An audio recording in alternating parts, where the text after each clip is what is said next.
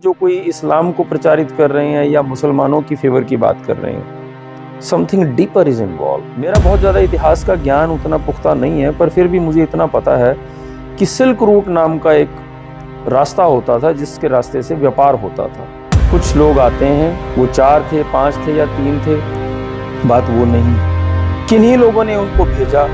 नज़दीकी तौर पर तो ये लगता है कि हमें एकदम से हमें कुछ हिस्सा पीओके का मिल जाना था या पीओके को हम आज़ाद करा सकते थे।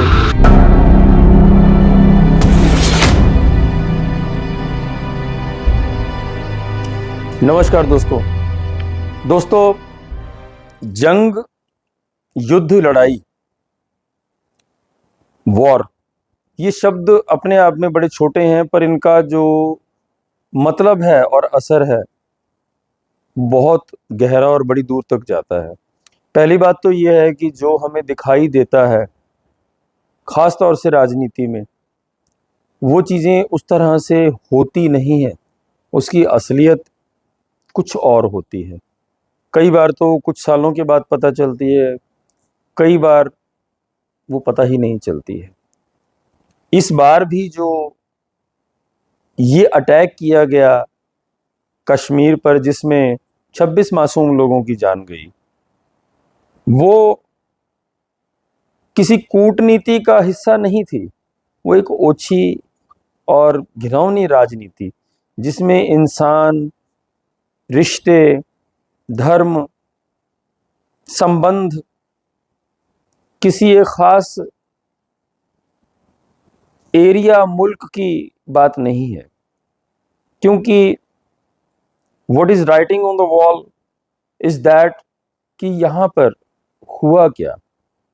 कुछ लोग आते हैं, वो 4 थे, 5 थे या 3 थे, बात वो नहीं है। किन्हीं लोगों ने उनको भेजा और वो एक तरह से 2 दर्जन से ज्यादा लोगों को मारते हैं और फिर गायब हो जाते हैं। बहुत सारे सवाल जहन में उठते हैं कि आज के ज़माने में जब सैटेलाइट टीवी, मोबाइल, हर तरह से इंफॉर्मेशन टेक्नोलॉजी इतनी एडवांस हो चुकी है कि एक ऐसा जो स्टेट है जहाँ पर जो बहुत सेंसिटिव है, जहाँ पर हर तरह से हर चीज़ को बहुत छान कर, बहुत बारीकी से सिक्योरिटी चेक के थ्रू ही गुजारा जाता है, या वहाँ पर हर चीज़ पर बहुत गहरी और पैनी नज़र रखी जाती है सिक्योरिटी की दृष्टि से, तो वहाँ पर वो अत्याधुनिक हथियारों के साथ लोग आते हैं और एक ऐसे टूरिस्ट स्पॉट पर को चूज़ किया जाता है जहाँ पर आम जनता का या कुछ एक तरह से ट्रांसपोर्टेशन उतनी ईजी नहीं है। पर 2000 लोग थे वहाँ पर अप्रॉक्सीमेटली, जैसा कि बताया गया। अगर 2000 लोग वहाँ पर थे तो वहाँ पर कुछ ना कुछ इंफ्रास्ट्रक्चर तो होगा। खच्चर घोड़े जाते थे, कुछ एक खाने पीने की दुकानें होंगी, कुछ सामान भी वहाँ पे जाता होगा। तो जहाँ पर इतना कुछ चल रहा था, तो ऐसा कैसे हो सकता है कि it was out of our intelligence knowledge, या वहाँ की सरकार को या वहाँ के लोकल एडमिनिस्ट्रेशन को इसके बारे में कोई जानकारी नहीं थी। पहली बात।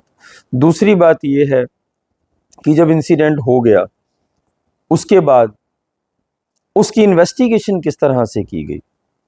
पहली बात तो यह है कि आसपास का इलाका छाना गया, कुछ एक बंदूक दिखाई गई कि ये वहाँ से मिली है और ऐसे हुआ वैसे हुआ। वो किस रास्ते से आए, उन्हें किन्होंने भेजा था, ऐसा कुछ नहीं पता चला। अब वो पाकिस्तान के थे, क्योंकि उनको एक बात है कि उन्होंने स्पेसिफिकली धर्म पूछा और जो हिंदू थे उन्हें मारा। मतलब ये कि they want to underline that thing कि जो करने वाले हैं वो मुसलमान हैं, ये दिखाया गया। और कुछ भी, जब हम कानून के विद्यार्थी भी हैं और कानून प्रैक्टिस करते हैं, और हमारा मानना है ये कि जिस चीज को कोई जबरदस्ती से दिखाने की कोशिश कर रहा होता है ना, तो उस वक्त में वो चीज वैसी होती नहीं है। कि जब ये चीज अंडरलाइन की गई कि हाँ जी, आपका धर्म क्या है और अगर आप हिंदू हैं तो आपको मार दिया जाता है, तो इसका मतलब क्या है। और वो एक ऐसी जगह पर जहां पर अगर ऐसा कुछ भी टेररिस्ट अटैक होता है तो इमीडिएट जो इम्पैक्ट है, जो एकदम से जो नुकसान होना, वो सिर्फ और सिर्फ मुसलमानों का होना है। किसी भी तरह की अगर रिटेलिएशन होनी है तो वो मुसलमानों का ही नुकसान करेगी। देश में कहीं पर भी अगर हिंदू मुस्लिम दंगे भड़कते हैं तो उसमें सबसे ज्यादा नुकसान मुसलमानों का ही होना है आज की स्थिति में हिंदुस्तान में। तो जानबूझकर ऐसा किया गया। तो इसका मतलब क्या है? इसका मतलब ये था कि ये कोई इस्लाम की लड़ाई नहीं है, और ये सिर्फ वो लोग नहीं है जो कोई इस्लाम को प्रचारित कर रहे हैं या मुसलमानों की फेवर की बात कर रहे हैं। Something deeper is involve. मेरा बहुत ज्यादा इतिहास का ज्ञान उतना पुख्ता नहीं है, पर फिर भी मुझे इतना पता है कि सिल्क रूट नाम का एक रास्ता होता था जिसके रास्ते से व्यापार होता था पुराने समय में। तो स्ट्रेटेजिकल पोजीशन जो है पाकिस्तान की, वो that is very important from the point of view of business through sea and through roads also. तो अगर इसे थोड़ा सा बारीकी से, एक ऊपर की परत जो है सिर्फ जो आतंकवाद और हिंदू मुसलमान, इस परत को थोड़ा सा परे हटा के देखा जाए तो बहुत कुछ नजर आता है। एक आम इंसान को भी बहुत कुछ समझ में आएगा। थोड़ा सा सिल्क रूट गूगल पर सर्च कर लीजिएगा कि वो है क्या और उसकी स्ट्रेटेजिक वैल्यू क्या है। और तिस पे हम जो इतने स्वाभिमानी हैं, हमारी सरकार इतनी स्वाभिमानी है, जब रूस का यूक्रेन के साथ युद्ध होता है तो दो गुट बनते हैं जिसमें अमेरिका इंडिया पर प्रेशर करता है कि वो अमेरिका के साथ नेटो कंट्रीज की सपोर्ट करे और रशिया के खिलाफ खड़ा हो, रशिया के साथ व्यापारिक संबंध जो हैं उन्हें तोड़ दे। और हिंदुस्तान की सरकार बड़ी मजबूती से स्टैंड लेती है, बिल्कुल निरपक्ष। ना तो वो सीधा अमेरिका के अगेंस्ट जाती है और ना ही रशिया की फेवर में, पर रशिया के साथ संबंध नहीं बिगाड़ती है किसी दबाव में आकर। दोस्तों, वो मौका जो था स्ट्रेटजिकली, इंटरनेशनल रिलेशंस जो हैं वो हमारे चाहे बिजनेस के हैं चाहे हमारे अपने कंट्री वाइड रिलेशंस हैं, वो रिलेशन बहुत जरूरी है। और उस वक्त लिया गया वो डिसीजन जो है वो बड़े गहरे मायने रखता है, क्योंकि उस वक्त रुपए की स्ट्रेंथ को मजबूत बनाए रखने के लिए, और रशिया जो कि एक पारंपरिक मित्र है राजनीतिक तौर पर हिंदुस्तान का, क्योंकि अमेरिका जो दिखाता है, जो सरफेस पे है, वो करता कभी नहीं है। रशिया कभी बोलता नहीं है, रूस के बहुत ज्यादा बयान नहीं आते हैं, पर रूस हमेशा पारंपरिक तौर पर हमेशा हिंदुस्तान के साथ खड़ा होता है।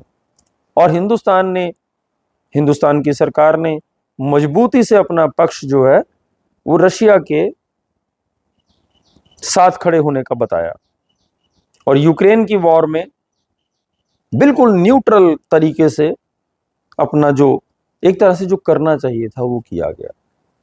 पर इस बार क्या हुआ? सिर्फ 2 दिन की लड़ाई, उसमें हमारे बहुत सारे सैनिकों ने अपनी एक तरह से बड़ा जुनून के साथ उन्होंने और बड़ी समझदारी के साथ जो है 9 पॉइंट अटैक किया। उसे कोई कुछ भी बोलता रहे, किया था नहीं किया, किसी को सबूत चाहिए, किसी को कुछ चाहिए, पर एक बात तो है कि अटैक किया गया। 9 पॉइंट्स जो थे वो उनके टेरर लॉन्च पैड थे या ट्रेनिंग के जो अड्डे थे या कुछ भी था जहां से वो संचालित किया जाता था, टेररिज्म का जो ये धंधा कह लीजिए।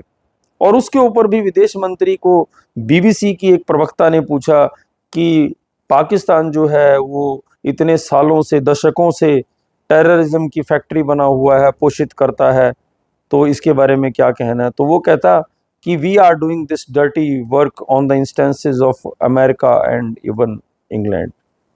और उसके बाद वो चुप्पी साध जाती है बीबीसी की जो प्रवक्ता थी। दोस्तों, बहुत कुछ है ऐसा जो पर्दे के पीछे चल रहा है, और जो पिक्चर जो आम लोगों को दिखाई जा रही है, आम हिंदुस्तानियों को या आम पाकिस्तानियों को दिखाई जा रही है, असल में वैसा कुछ है नहीं। 2 दिन की लड़ाई के बाद महज अचानक से खबर आ जाती है 5:22 पर कि सारी रात की बातचीत के बाद हिंदुस्तान और पाकिस्तान की लड़ाई जो है वो एक तरह से ना सिर्फ टाई की जाती है, खत्म कर दी जाती है कि जी पूरा समझौता हो गया, कंप्लीट सीज फायर। किसके कहने पर? अमेरिका, ट्रंप उसका पूरे का पूरा क्रेडिट ले रहे हैं। आज तक तो हमने अपने कश्मीर के किसी मसले में किसी तीसरे पक्ष को कभी बोलने नहीं दिया और किसी की मध्यस्थता हमने कभी स्वीकार ही नहीं की। तो ये अब जो बिल्कुल एक तरह से एक ऐसी वॉर थी जिसमें यही था कि 100% हमारा अपर हैंड था, उसको इस तरह से, देखिए मैं युद्ध के पक्ष में नहीं हूं, कहना बहुत आसान है कि लड़ाई जारी रह जाती 2 दिन 4 दिन, तो ये हो जाना था वो हो जाना था। देखिए लड़ाई बढ़ती, कुछ हथियार उनके पास भी ऐसे हैं जो बहुत घातक हैं, अगर वो चल जाते बहुत सारे लोगों का नुकसान होता। जो फौजी, जो आर्मी के, वायुसेना के, जल सेना के जवान कह लीजिए, ऑफिसर कह लीजिए, जो लड़ाई में इन्वॉल्व है एक्टिवली, उनके परिवारों पर क्या बीत रही होगी, वो किस टेंशन से गुजर रहे होंगे। ये हम एसी ड्राइंग रूम्स में बैठकर सिर्फ ये चर्चा करते हो कि ओहो इन्होंने ऐसे ही सीज फायर कर दिया, अभी तो थोड़ा सा तो रह गया था और ये कर लेना था, ऐसा नहीं होता। This is not this much easy. That is why without going into any other detail I appreciate कि वॉर जो है कम से कम टल गई, एक फुल स्केल वॉर लड़ाई जो है वो टल गई, और बहुत सारा ऐसा नुकसान जो अभी हम देख नहीं पाए वो ईश्वर ने हमें उससे बचा लिया। उसे मैं समझदारी ही कहूंगा दोनों मुल्कों की। लोग जो मर्जी कहते रहे कि हाँ जी स्ट्रेटेजिक पॉइंट ऑफ व्यू से देखें तो धीरे धीरे बलूचिस्तान अपने आप ही टूटता जा रहा है पॉलिटिकल तौर पर। बलूचिस्तान के मन में भी, या बीएलए की जो उनके लोग हैं वो थोड़ा निराश हुए कि हाँ जी हम अपना अलग, हम जो एरिया बनाना चाहते थे, मुल्क बनाना चाहते थे बलूचिस्तान, उसके बिल्कुल करीब थे और एकदम से अचानक सीज फायर हो गया। तो दोस्तों इसे मैं, वैसे तो हमारे मुल्क के जो प्रधानमंत्री हैं, हमारे विदेश मंत्री हैं, और हमारे जो इंटेलिजेंट ब्रेन्स जो जुड़े हुए हैं, उनकी मैं इसमें सराहना ही करूंगा कि उन्होंने किसी भी कीमत पर लड़ाई को एक तरह से टाला। Full scale war is not in favour of any other person except the third world which is called America and Europe, जिन्हें सिर्फ और सिर्फ एक तरह से ये छोटे मुल्क जो उनके लिए छोटे हैं, उनको हिंदुस्तान का बड़ा होना किसी भी तौर पर गवारा नहीं है। पर आज की डेट में किया हुआ यह समझौता नजदीकी तौर पर तो ये लगता है कि हमें एकदम से हमें कुछ हिस्सा पीओके का मिल जाना था, या पीओके को हम आज़ाद करा सकते थे, बलूचिस्तान को ऐसे हो सकता था। बट जो चीज़ें दिखाई देती हैं इतनी आसान होती नहीं है। यूक्रेन बहुत छोटा सा मुल्क है और रशिया बहुत बड़ा, और जब लड़ाई शुरू हुई थी आज से 2 साल पहले, तब ये बयान आ रहे थे कि 2 घंटे के अंदर अंदर रशिया जो है वो यूक्रेन पर कब्जा कर लेगा। 2 साल हो गए। इराक जो है बिना इंफ्रास्ट्रक्चर का मुल्क था, अफगानिस्तान बिना इंफ्रास्ट्रक्चर का मुल्क था। 20-20 साल की लड़ाई में अमेरिका से वो तो काबू हुए ना। तो हम एक तरह से, मैं ये नहीं कहता, मुझे हिंदुस्तान की ताकत पर, हमारी आर्मी पर, हमारे सेना के जवानों पर बहुत फख्र है और मुझे बहुत अभिमान है और मैं बहुत सम्मान करता हूं। पर फिर भी किसी भी तौर पर किसी देश को, किसी दुश्मन को एकदम से कमजोर समझ लेना बहुत बड़ी बेवकूफी होती है। रूस को भी बहुत नुकसान हुआ, बहुत बड़ा मुल्क होने के बावजूद, और अमेरिका टूटने के कगार पर पहुंच गया था इराक में, अफगानिस्तान में अपनी लड़ाइयां लड़ता लड़ता।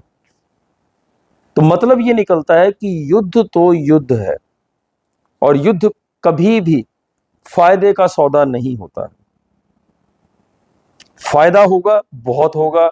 हम हिंदुस्तानी प्रण लें कि हम कर्मठ बनेंगे, अपने अपने काम के प्रति ईमानदार बनेंगे, और काम करके, और एक तरह से हम अपनी औद्योगिक जो उन्नति है, व्यापारिक उन्नति जो है, हमारी कृषि है, हमारी जो एक तरह से इंडस्ट्री है, उसको हम ग्रो करके हम लड़ाई को उस तरह से जीतें तो बहुत ज्यादा बेहतर है।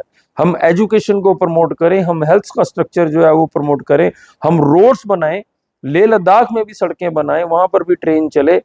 वो हमारी जीत है, वो उस असल लड़ाई की जीत है। और अगर लड़ाई ही जीतनी है तो चाइना की तरह जीतिए ना, चाइना की तरह करें काम, कि बहुत सारा काम करें, बहुत सारी मेहनत करें, और इतनी प्रोडक्शन बढ़ा दें कि अपने आप से वो जीत में तब्दील हो जाए। तो दोस्तों, जो दिखता है युद्ध में वैसा होता नहीं, और अंतरराष्ट्रीय जो चालें होती हैं उन्हें खुली आंखों से और दिमाग खोलकर सोचना समझना बहुत जरूरी होता है। इसलिए जो ये अंत हुआ है, जो ये किसी भी तरह से युद्ध टला है, इसके लिए मैं एक तरह से अपनी सेना को भी और अपने लीडरशिप को भी अपनी तरफ से मैं बधाई देता हूं और अपने देशवासियों को हमेशा शुभ और मंगल होने की कामना करता हूं। जय हिंद।